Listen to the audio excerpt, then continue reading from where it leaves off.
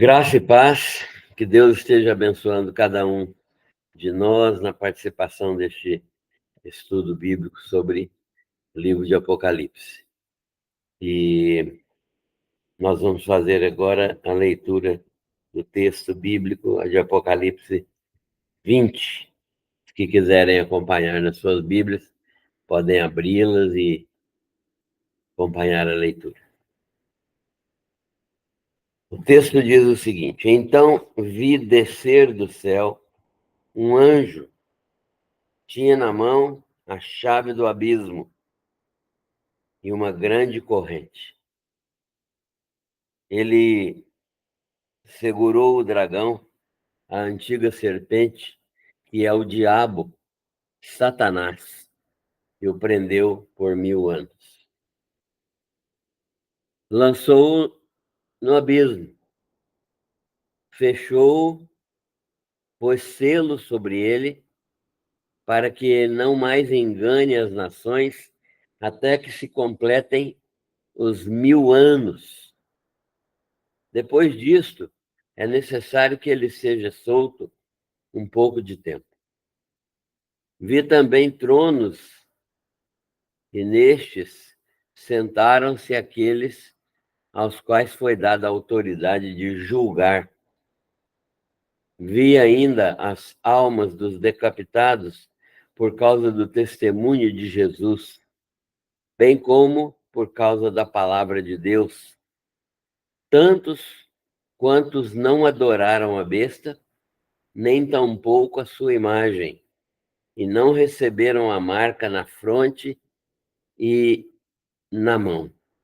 Estes viveram e reinaram com Cristo durante 1000 anos. Os restantes dos mortos não reviveram, até que se completassem os 1000 anos. Esta é a primeira ressurreição. Bem-aventurado e santo é aquele que tem parte na primeira ressurreição. Sobre estes, a segunda morte não tem autoridade. Pelo contrário, serão sacerdotes de Deus e de Cristo e reinarão com ele 1000 anos. Quando, porém, se completarem os 1000 anos, Satanás será solto de sua prisão e sairá a seduzir as nações que há nos 4 cantos da terra, Gog e Magog, a fim de reuni-las para a peleja. O número dessas, como a areia do mar.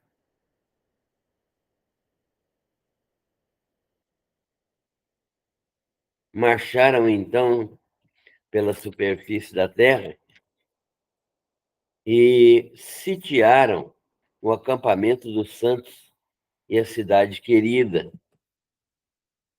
Desceu, porém, fogo do céu e os consumiu. O diabo, o sedutor deles, foi lançado para dentro do lago de fogo e enxofre, onde já se encontram não só a besta, como também o falso profeta, e serão atormentados de dia e de noite pelos séculos dos séculos. E vi um grande trono branco, e aquele que estava nele assentado, de cuja presença fugiram a terra e o céu, e não se achou lugar para eles. Também os mortos, os grandes e pequenos,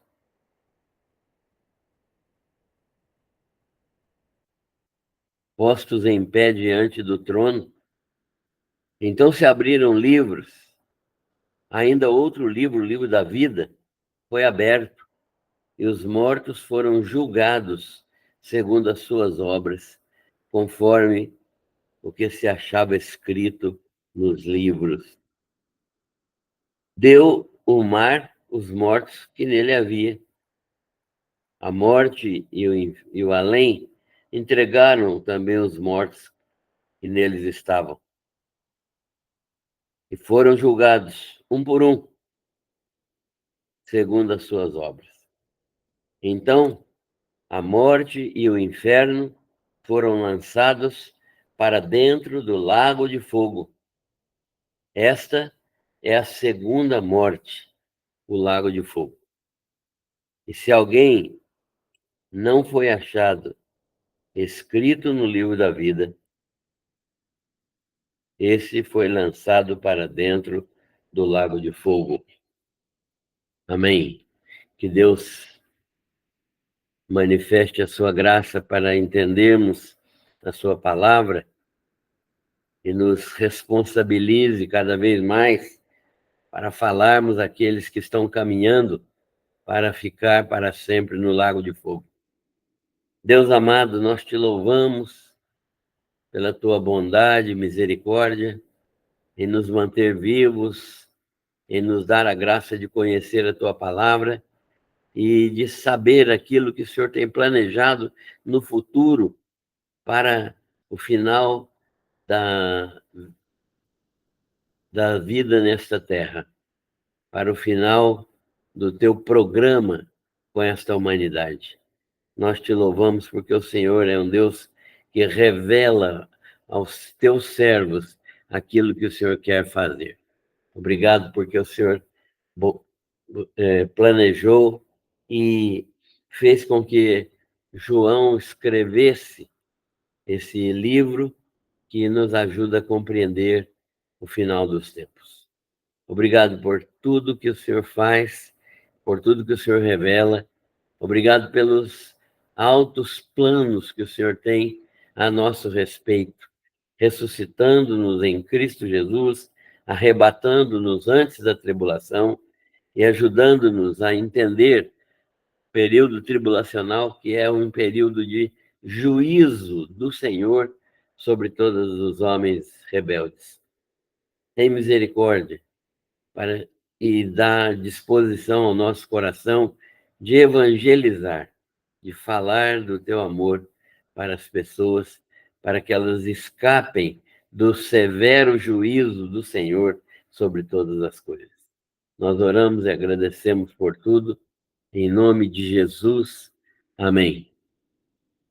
Então, queridos, nós estamos diante desse texto, que é claro, é um texto bem tranquilo.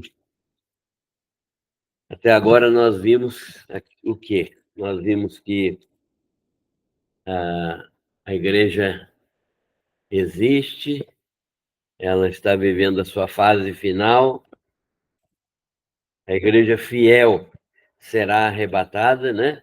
E a igreja que não é fiel, há muitas gente que na igreja que não tem fidelidade a Deus, que não é verdadeiramente crente, não é essa igreja que não tem fidelidade, essa igreja que não leva o cristianismo a sério, essa igreja que vive num cristianismo falso, essa igreja vai ficar aqui, né?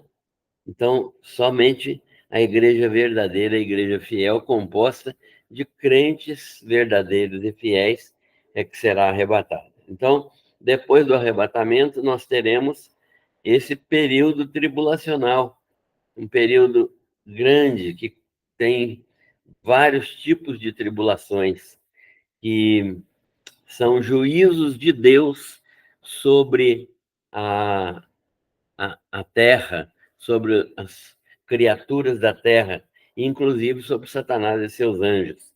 Então, Deus vai usar recursos dele mesmo, próprios da sua natureza santa, recursos da natureza, e o próprio Satanás servirá também como instrumento de derramamento da ira de Deus nesse período, né? Nós já vimos isso, os sete selos do capítulo 6. Então, Vimos também como Satanás vai ter uma malignidade extrema quando ele for expulso do segundo céu para esta terra, quando ele for lançado aqui na terra, então ele estará aqui em grande ira, e ele vai causar muito sofrimento à humanidade para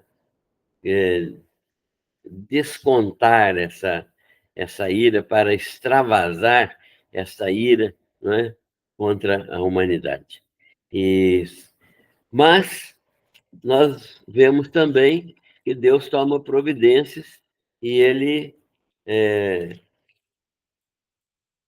assume o comando da história.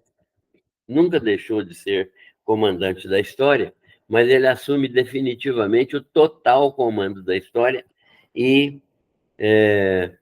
manifesta o seu poder nos capítulos 17 e 18 que nós vimos, fazendo com que a grande prostituta, né, a religião a profana, esse sistema religioso falso que é conduzido pela Igreja Romana, esse sistema que vai inclusive servir ao próprio inimigo, ao próprio Satanás, esse sistema vai falir e vai ser destruído. E então o próprio Satanás, né, com sua dupla de servos, o anticristo e o falso profeta, né, que são a primeira besta e a segunda besta, né, o anticristo é a primeira besta e o falso profeta a segunda besta. Eles estarão lançando todos os recursos para tentar destruir o povo de Deus restante, que está muitos que vão se converter no período da tribulação, inclusive os judeus que estarão se reunindo nesse período, e muitos se converterão, e Jesus, então, estará assumindo a sua posição vitoriosa e interferindo poderosamente na história de Israel, porque ele vai chegar num momento de extrema angústia para Israel, quando Israel estiver ameaçado de total destruição. Israel já foi tentado, já, já houve tentativa de destruição de Israel desde o início da história. Mas nesse período agora, se não fosse a intervenção de Jesus anunciada no capítulo 19, nós teríamos a destruição total de Israel. Mas isso não pode acontecer porque Jesus vai cumprir as profecias do Velho Testamento de reinar sobre Israel no reino milenar, no reino do milênio, né, dos 1000 anos, que esse texto que nós lemos hoje falou falou 6 vezes nesse reino milenar. E esse reino milenar é um reino que está previsto nos profetas do Velho Testamento. Então, nós estamos caminhando agora no livro de Apocalipse para o final. E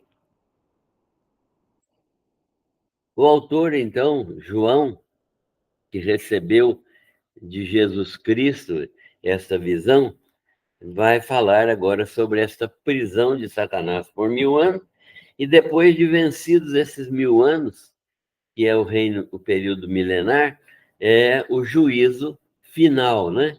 Que não tem nada a ver com o juízo das obras dos crentes, o tribunal de Cristo. Há muitas pessoas que confundem o tribunal de Cristo, que é o tribunal onde Jesus bondosamente premia, galardoa aqueles que serviram a ele com toda a intensidade do seu coração, que fizeram tudo para a sua honra e glória, né?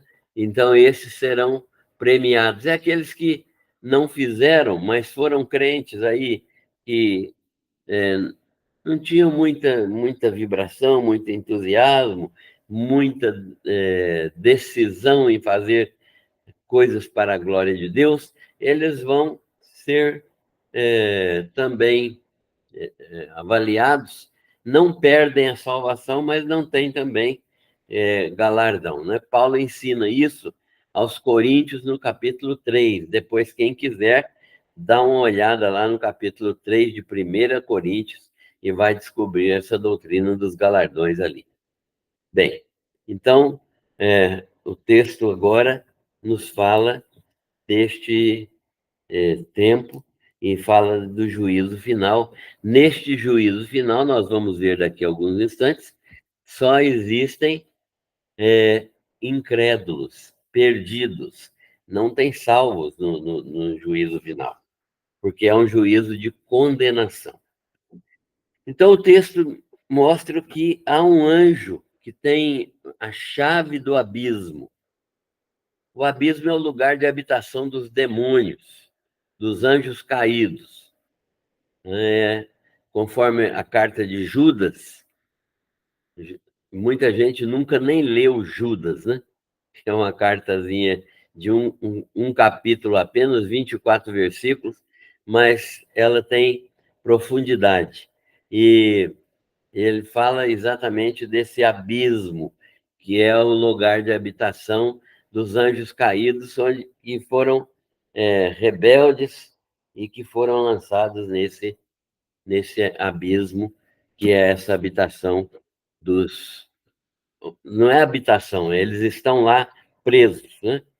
Um anjo que tem a chave do abismo, então, e tem uma grande corrente, é visto por João, e ele segurou Satanás, o dragão, a antiga serpente, está mais do que identificado aqui, né? O dragão, a antiga serpente, este é Satanás. Não é uma especulação que a gente está fazendo, é uma definição clara que o texto está nos dando.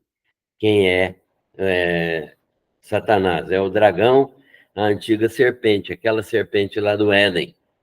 Então, ele foi lançado no abismo. O próprio Satanás foi lançado no abismo, né? É claro que isso aqui é futuro, mas nós estamos falando de ações como se elas já tivessem sido completadas no passado. Então, ele vai ser lançado no abismo e ali ele vai habitar com os anjos caídos, seus asseclas, e que estão presos em algemas eternas, aguardando o juízo, conforme Judas nos fala, né? Preso em algemas eternas. Algemas eternas que só Deus pode fazer e prender espíritos, né? Então, são espíritos em prisão. E o anjo tem autoridade para prender Satanás e tem autoridade para selar a entrada do abismo por 1000 anos. Então, o abismo vai ficar fechado por 1000 anos. Agora, qual a razão de se tirar Satanás de circulação e os seus anjos por 1000 anos? A razão é simples. Deus vai dar condições especiais a este mundo no período de governo de Jesus. E o período de governo de Jesus, então, será um período próspero, pacífico, sem violência, um período maravilhoso de paz, de tranquilidade, de progresso, de equilíbrio da natureza, de perfeitas condições de vida para aqueles que estiverem vivendo aqui, que entrarem da tribulação para o reino milenar, né? Que passarem do período da tribulação para o reino milenar com Jesus. Nós estaremos com Jesus, a igreja, né? Nós cremos que nós estaremos com Jesus na condição de crentes pessoas glorificadas, né? Na condição de pessoas glorificadas que estarão reinando com Jesus neste texto, não vivendo nas mesmas condições dos homens que estão aqui. Porque neste período do reino milenar, ainda haverá a possibilidade de pessoas rejeitarem a Jesus, porque vão entrar para o reino milenar e vão ser capazes de gerar filhos e filhas, e os que nascerem no reino milenar terão também natureza pecaminosa ainda, né? Serão filhos de pessoas humanas normais. Então, eles poderão pecar. Então, esse Satanás preso por 1000 anos é lançado nesse abismo, e que é a habitação dos anjos caídos, e ali o anjo tem autoridade para prender Satanás e selar a entrada do abismo, e ali ele vai ficar por 1000 anos. Nesse período, então, o governo de Jesus será extremamente produtivo e próspero, né? No capítulo 11 de Isaías, o Isaías fala desse reino, esse reino milenar que é maravilhoso, né? Isaías fala um pouco desse reino milenar no capítulo 11 do seu livro.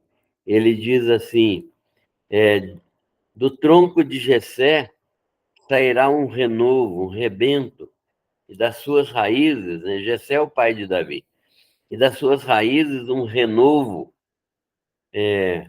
repousará sobre ele o Espírito do Senhor, o Espírito de sabedoria e de entendimento, o Espírito de conselho e de fortaleza, o Espírito de conhecimento e de temor do Senhor. Ele se deleitará no temor do Senhor, não julgará segundo a vista dos seus olhos, nem repreenderá segundo o ouvir dos seus ouvidos, mas julgará com justiça os pobres e decidirá com equidade a favor dos mansos da terra. Ferirá a terra com a vara da sua boca, e o sopro dos seus lábios matará o perverso. Então, está falando aqui do reino que Jesus vai instituir quando ele vier, né? A justiça será o cinto dos seus lombos, e a fidelidade o cinto dos seus rins. O lobo habitará com o cordeiro. Quando que isso poderia acontecer, né? Só quando Jesus estiver reinando e a própria natureza dos animais será mudada. E o leopardo se deitará com o cabrito, o bezerro e o leão novo e o animal cevado andarão juntos, e um pequenino, uma criança pequena os guiará. A vaca e a ursa pastarão juntas, e as suas crias juntas se deitarão. O leão comerá palha com o boi. Mudou até a natureza dos animais. A criança de peito, a criança pequenininha ainda, né, brincará sobre a toca da serpente, e a criança desmamada colocará a mão na cova da serpente maligna.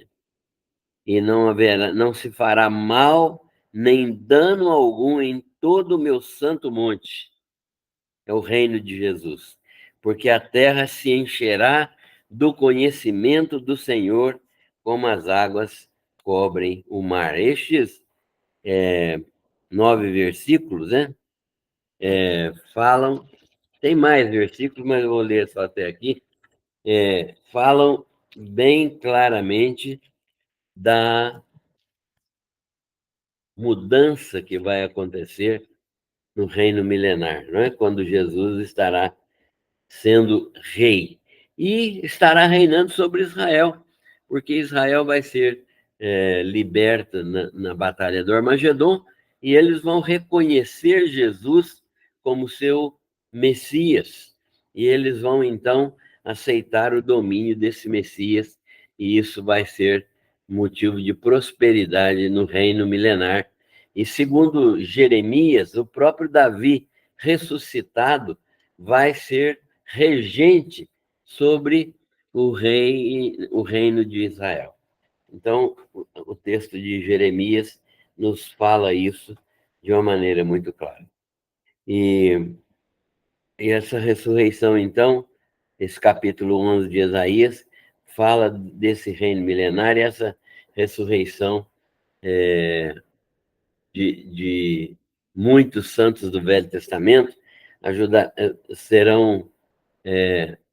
será essa ressurreição, será uma condição para que eles aproveitem o reinado do Messias e estejam junto com o Messias, o seu Messias, né? Davi vai ver, então, o seu descendente maior, que é Jesus, reinando sobre todas as coisas. Essa ressurreição dos crentes mortos na tribulação vai acontecer no finalzinho aqui, né? Então, João vê, né, crentes, vi ainda as almas dos decapitados por causa do testemunho de Jesus, bem como por causa de sua palavra, tantos quantos não adoraram a besta, nem tampouco a sua imagem, e não receberam a marca na sua fronte, a marca da besta, e na mão, e viveram, porque eles estavam mortos, e reinaram com Cristo durante 1000 anos. Essa é a ressurreição, então, daqueles que vão morrer decapitados e torturados e martirizados na tribulação. Então, é uma outra fase da ressurreição, porque muitos que morreram nesta tribulação vão ressuscitar, conforme o texto nos mostra aqui. E, então, essa ressurreição dos crentes mortos na tribulação é uma ressurreição para entrarem, para viverem com Cristo, reinando nesses 1000 anos. E esses tronos em que eles se assentam, aqueles que dos quais foi dada autoridade, aos quais foi dada a autoridade de julgar, isso também está de acordo com aquilo que Paulo ensina aos Coríntios, dizendo que a igreja, nós, os crentes da igreja, ressuscitados, vamos julgar os anjos. Capítulo 6 de 1 Coríntios. Então, tem que dar uma lidinha lá também, né, que Paulo censura o litígio dos crentes entre si, né, crente levando outro crente na justiça, e Paulo censura dizendo, vocês não sabem que vão julgar os anjos? Ora, se vocês vão julgar os anjos, não serão capazes de julgar as pequenas causas entre vocês? Então, o próprio Paulo fala isso, demonstrando que verdadeiramente nós vamos julgar os anjos assentados também em tronos, né? Tronos em que se assentam aqueles aos quais foi dada a autoridade de julgar, porque Deus assim nos concedeu. E esta é a primeira ressurreição. O que significa isso? A primeira ressurreição. Esta primeira ressurreição, ela tem 3 fases. Quais são as 3 fases da ressurreição? A primeira, a ressurreição de Cristo. Jesus é primícia. Antes de Jesus, ninguém ressuscitou, definitivamente. Ressurgiu, mas morreu em seguida, né? Por exemplo, Lázaro ressuscitou, mas morreu. Eutico ressuscitou, mas morreu. Dorcas ressuscitou, mas morreu. A filha de Jairo ressuscitou, mas morreu. Aqueles do Velho Testamento que Elias e Eliseu ressuscitaram, eles voltaram a morrer. Nós estamos falando aqui de ressurreição definitiva, né? E então a primeira pessoa a ressuscitar e entrar no céu como primícia, não é, para Deus, aquele que teve o privilégio de ser ter a primeira ressurreição, é Jesus Cristo, né? No seu corpo humano. Jesus Cristo, sempre é bom lembrar, é uma única pessoa com duas naturezas, natureza divina e natureza humana.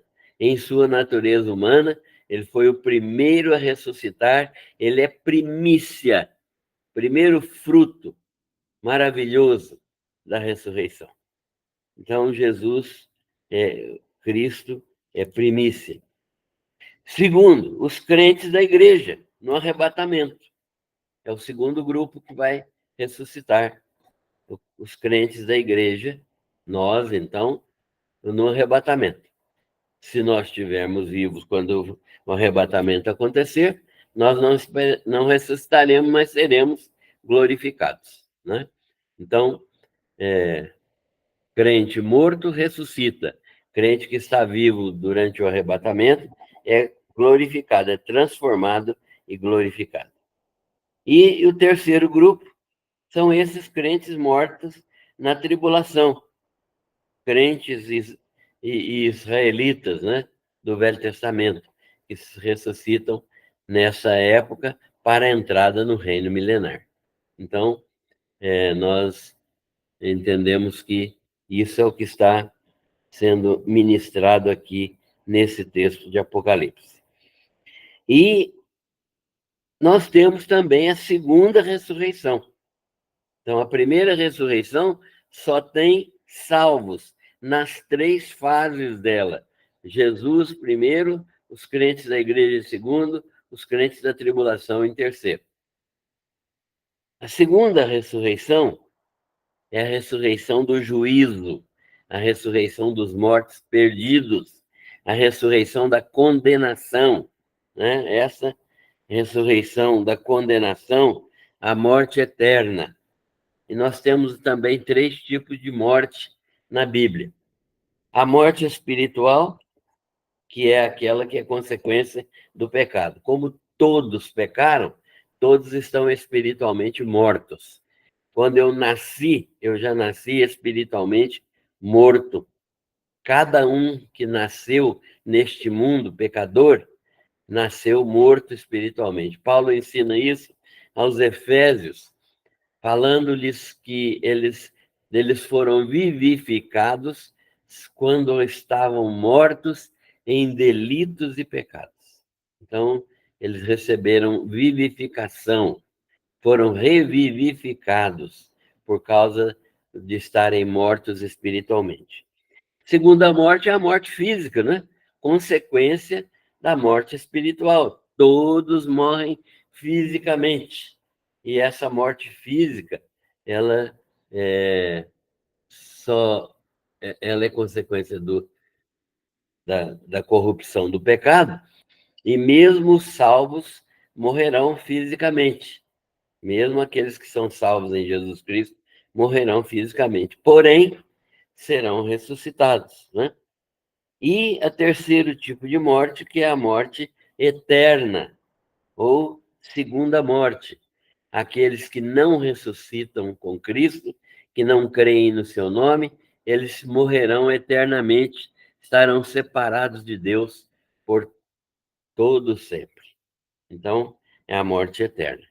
A morte eterna é exclusiva daqueles que não creem em Jesus Cristo, né, como seu Senhor e Salvador. E então o texto nos fala claramente a respeito dessa circunstância. E aí o autor, né, João, diz que nesse período o Satanás vai ser solto no final desse período do reino milenar. Então, enquanto estiver ocorrendo o reino milenar aqui, que não é descrito detalhadamente, como não é nos profetas ele é mais detalhado. Satanás é solto no final do reino milenar, no final desse reino de 1000 anos de prosperidade, paz, alegria, gozo, satisfação, plenitude de justiça, e Satanás será solto. E ele vai seduzir as nações. Olha como que a humanidade não é? Deus está demonstrando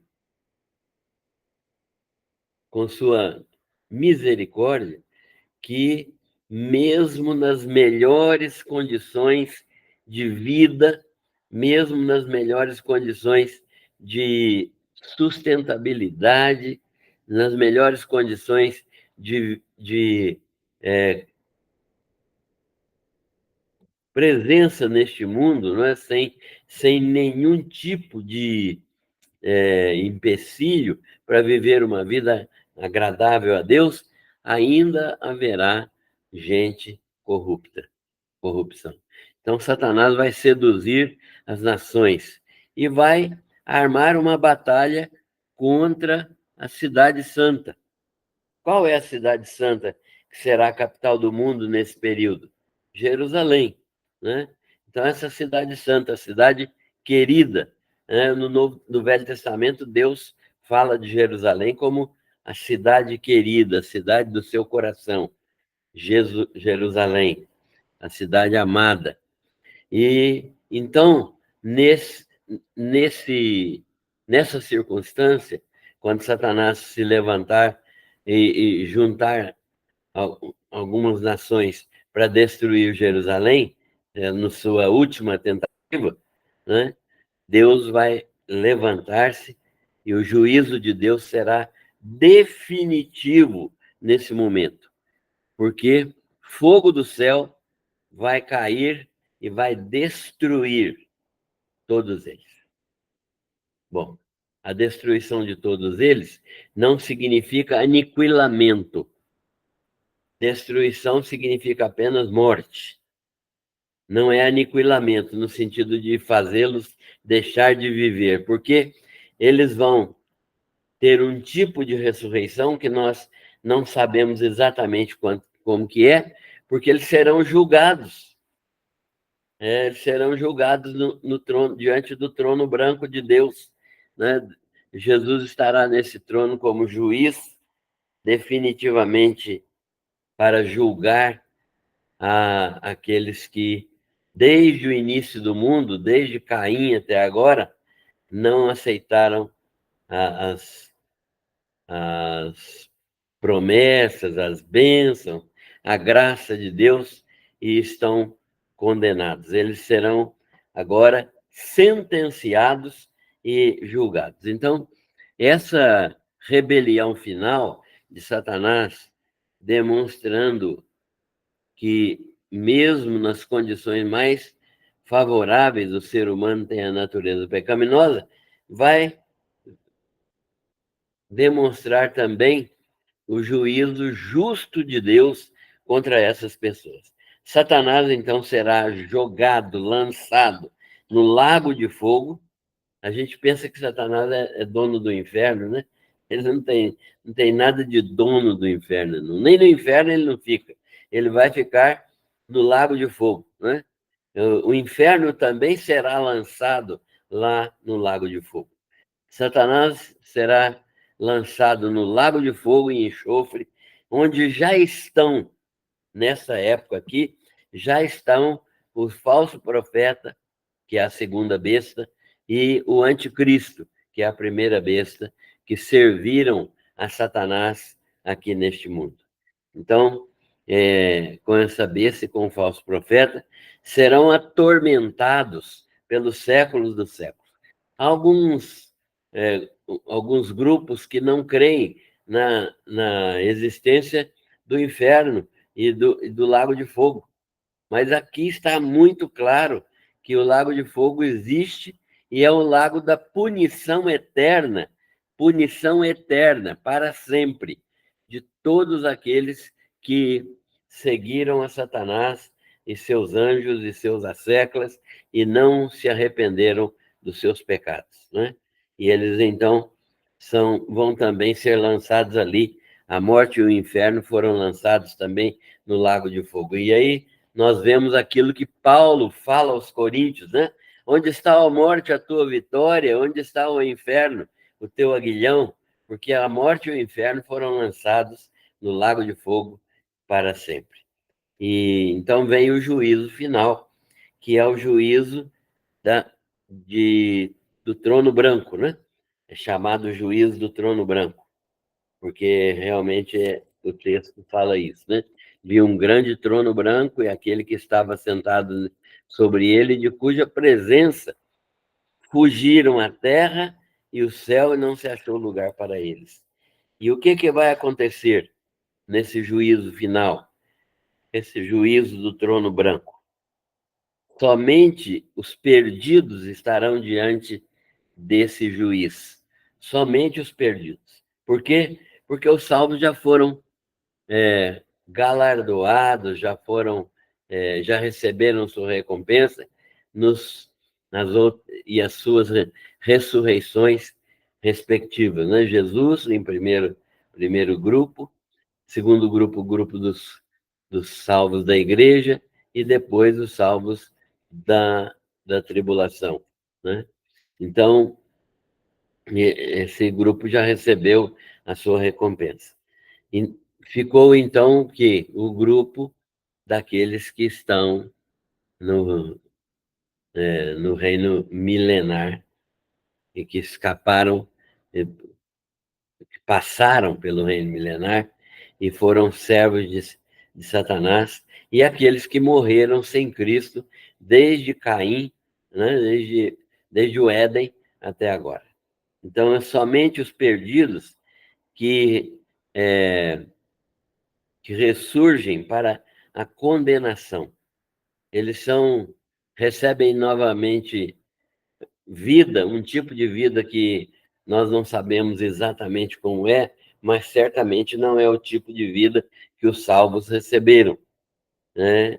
Eles recebem um tipo de vida que também não vai morrer, né? Que não vai acabar, eles vão permanecer para sempre em sofrimento, e eles permanecem, então, ressurretos para condenação. Eles são encontrados de pé diante do trono. E é interessante ver né, que eles não terão corpos glorificados como os salvos têm corpos glorificados. Por isso, eles estarão sujeitos a sofrimento eterno. Mas eles estão avaliadas as suas obras, eles terão avaliadas as suas obras negativas. Interessante isso, né?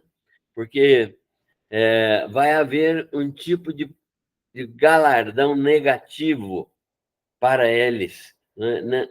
Deus é tão justo que até aqueles que são maus vão receber segundo as suas obras. Isto é, uma pessoa perdida, ela está perdida, não tem jeito de ser salva, mas ela não vai receber o mesmo castigo que um perdido que pecou mais do que ela. Então, Jesus ensinou isso quando ele disse que aquelas cidades lá onde o evangelho não tinha sido anunciado teriam menos rigor no juízo do que aquelas que tinham ouvido a mensagem do evangelho. Então, nesse nessa circunstância, a avaliação das suas obras negativas, segundo o registro nos livros. É interessante também notar que o Apocalipse fala de livros, né? O Salmo também fala de livros. Tem o livro da vida. O livro da vida é o livro em que o nome dos salvos está escrito desde antes da fundação do mundo. Então, se você é salvo, seu nome já estava escrito lá antes da fundação do mundo, porque Deus conhece todas as coisas. E este livro da vida contém, então, todos os nomes dos salvos. E os livros das obras. Por quê? Porque as obras de cada pessoa são registradas, porque os perdidos serão julgados por suas obras. Então, os livros das obras negativas, né, as suas obras negativas serão avaliadas segundo o registro nesses livros. É por isso que os livros aparecem aqui no capítulo 20 de Apocalipse, né? Então, o texto diz assim: os mortos foram julgados segundo as suas obras, conforme o que se achava escrito nos livros das obras. Então, para que o livro da vida aqui?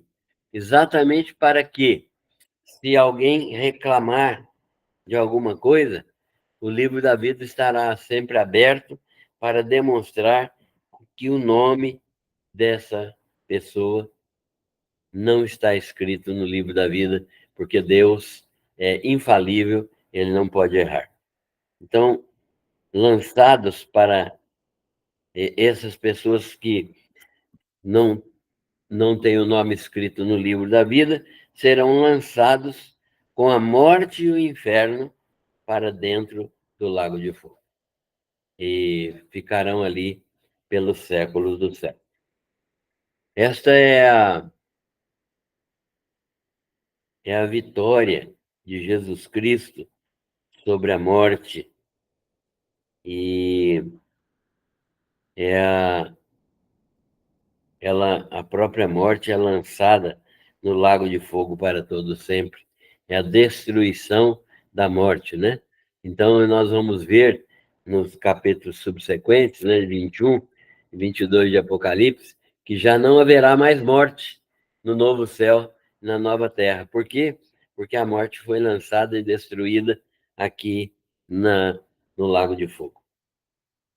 Então, essa é a vitória de Jesus Cristo sobre a morte, que é lançada no lago de fogo para todo sempre.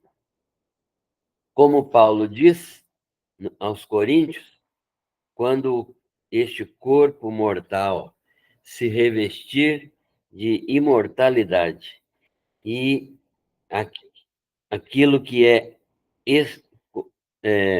corruptível se revestir de incorruptibilidade, se cumprirá a palavra escrita: tragada foi a morte na vitória. Então, essa bênção que nós podemos contemplar aqui no livro de Apocalipse. E aí, há uma pergunta que a gente precisa fazer. Você tem o nome escrito no livro da vida? A única possibilidade de ter nome escrito no livro da vida é ser um crente verdadeiro em Cristo Jesus, né? E é o modo como Deus nos livra de todas as tribulações, nos livra de todos os pecados, nos livra de toda condenação, inserindo o nosso nome no livro da vida. E o texto diz assim: e se alguém não foi achado inscrito no livro da vida, esse foi lançado para dentro do lago de fogo, né? Do lago de fogo. E esta é a situação de quem não é crente em Jesus Cristo, e esse deve ser o nosso desafio de falar a pessoas que ainda não conhecem Jesus como seu Senhor e Salvador. Esse é o capítulo 20 de Apocalipse, é um capítulo relativamente curto, 15 versículos, e nós encerramos esse capítulo hoje, mas estamos à disposição para ouvir os irmãos que têm alguma dúvida, alguma pergunta, que têm algum tipo de comentário a fazer.